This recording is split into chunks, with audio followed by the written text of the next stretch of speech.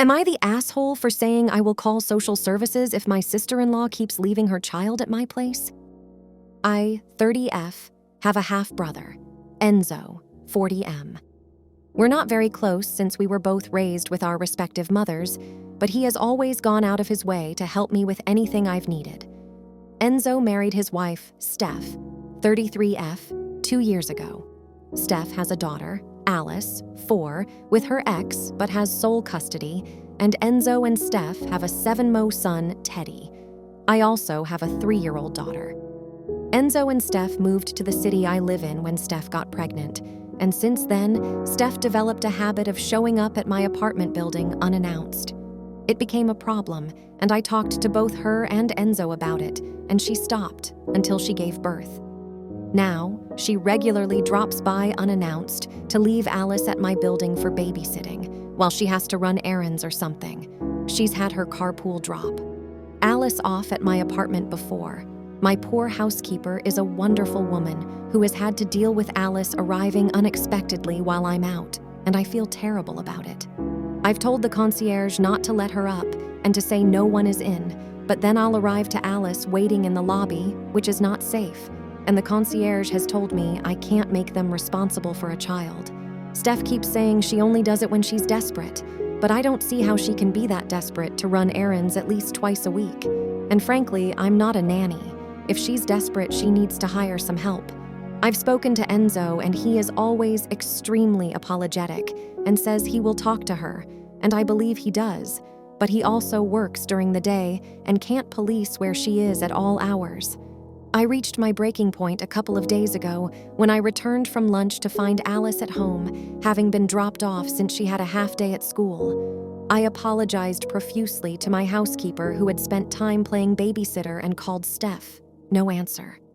I called her several times, and then Enzo, who was on a business trip and distraught over the situation.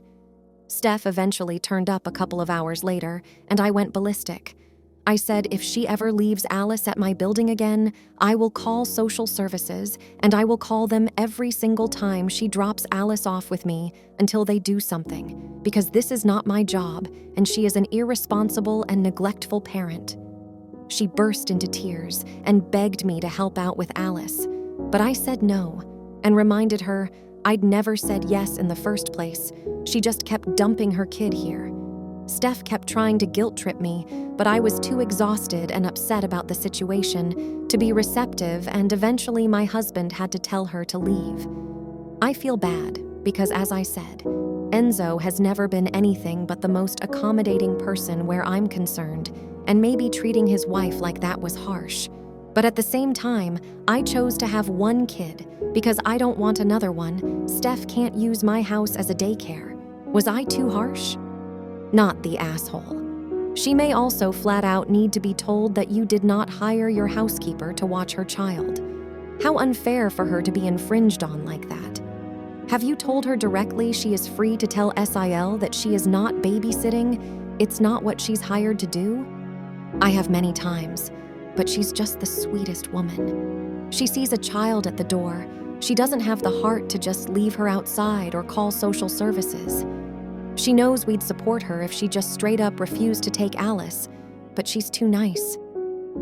I'd have a word with them and tell them if she does it again, ring social services or the police the second she's out the door. She is putting them in a really bad position. They can't look after the kid. They literally can't. This is not a case of the neighbors informally babysitting. It's a business they cannot assume responsibility for that child. Legally, that could get in all sorts of trouble as well, especially if something happened. But also, it is not their job. Plus, what she's doing is child endangerment. It sounds like they are all good people who are trying to toe the line, but also make sure the kid is okay. But it would only take one bad person to pick the kid up in the lobby and walk off with them. Thank you so much for watching. If you enjoyed, please consider giving this video a like and subscribe. If you would like for me to tell you more, be sure to stick around because I will be uploading daily videos. Thanks again, and I'll see you in the next one.